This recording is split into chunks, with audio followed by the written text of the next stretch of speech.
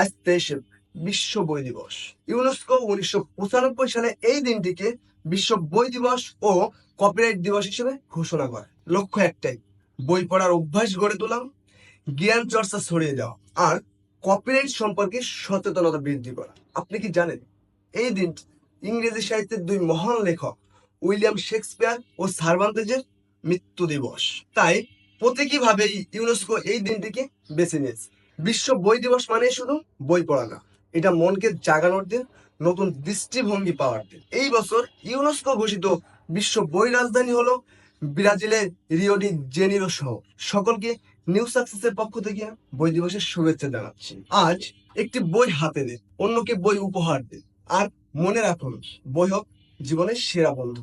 আমরা 4টি প্রশ্ন পাই: বই দিবস, কপিরাইট দিবস, 2025 সালের বিশ্ব বই রাজধানী কোথায় এবং বই দিবস কারা ঘোষণা করছে।